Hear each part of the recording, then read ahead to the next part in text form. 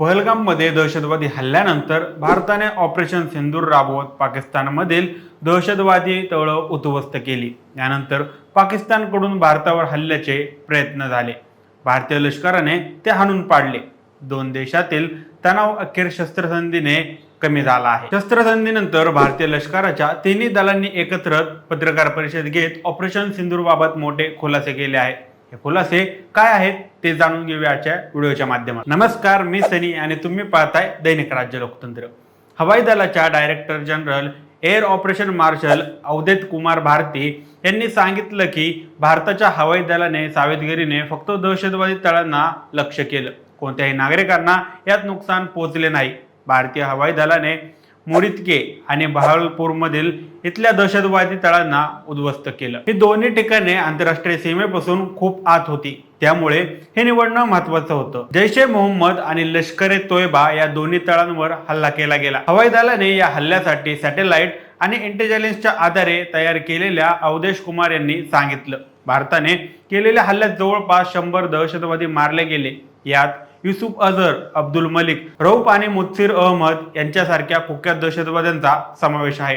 या दहशतवादी IC-814 hijack आणि पुलवामा हल्ल्याशी संबंधित होते। दहशतवादी तळांची सखोल तपासणी केल्यानंतरच त्यावर हल्ल्याचा निर्णय घेतला गेला। यात बहुतांश ठिकाणं रिकामी केली गेली होती। मात्र जिथे अद्याप दहशतवादी होते अशी 9 ठिकाणे आहेत। मात्र जिथे अद्याप दहशतवादी होते अशी 9 ठिकाणं आम्ही निवडलं, असंही लष्कराने सांगितलं आहे। DGMO lieutenant general Rajiv Ghai म्हणाले की ऑपरेशन सिंदूरचा उद्देश फक्त दहशतवाद्यांना संपवणं हा होता। भारताने ऑपरेशन सिंदूर अंतर्गत हल्ला केल्यानंतर पाकिस्तानकडून गोळीबार आणि ड्रोन हल्ल्याचा प्रयत्न केला गेला।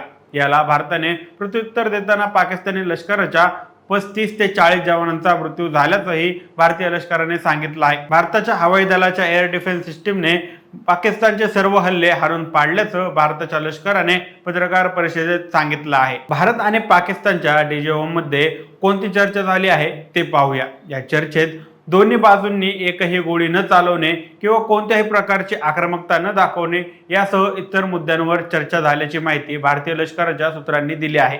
दोन्ही देश सीमा भागात तसंच आघाडीच्या तळांवर तैनात असलेल्या सैनिकांची संख्या कमी करण्यासाठी दोन्ही देश त्वरित पाऊल उचलण्याचा विचार करतील, यावरही सहमती झाल्याचं माहिती सूत्रांनी दिली आहे। याआधी सोमवारी 12 मेच्या लष्कराच्या झालेल्या पत्रकार परिषदेत GMO lieutenant general Rajiv Ghai यांनी सांगितलं होतं की भारताच्या बहुस्तरीय संरक्षण प्रणालीवर मात करून भारतीय एअर डिफेन्स किंवा लॉजिस्टिक सुविधांना लक्ष्य करणे पाकिस्तान एअरफोर्सला शक्य नव्हतं। दरम्यान जम्मू काश्मीरच्या सांबा परिसरात काही संशयित ड्रोन दिसल्याचं भारतीय लष्कराने सोमवारी रात्री उशिरा सांगितलं। सध्या दोन्ही देश आता शांत झाले आहेत। अमेरिकेने मध्यस्थी केल्याचा अमेरिका सातत्याने दावे करत आहे। युद्ध थांबलं आहे, पण युद्धातून आपण काही दहशतवादी ठार केले, तसंच आपलेही अनेक जवान आणि सामान्य नागरिक यात मृत्यू पावले आहेत।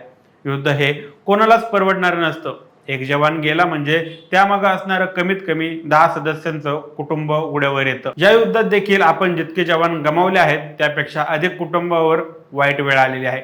पूंछमध्ये पाकिस्तानने जो हल्ला केला त्यात देखील अनेक नागरिक मृत पावले। 13 पेक्षा जास्त नागरिकांना जीव गमवावा लागला, तर 59 नागरिक जखमी झाले आहेत। दुसरीकडे या शेलिंगमध्ये अनेक नागरिकांचे घरं उद्ध्वस्त झाले आहेत। त्यामुळं युद्ध आपल्याला परवडणारं नसतं। युद्धाबद्दलची तुमची मते काय आहेत आम्हाला कमेंट करून नक्की कळवा आणि जर दैनिक राज्य लोकतंत्र चॅनलवर नवीन असाल तर चॅनलला नक्की सबस्क्राईब करा। धन्यवाद।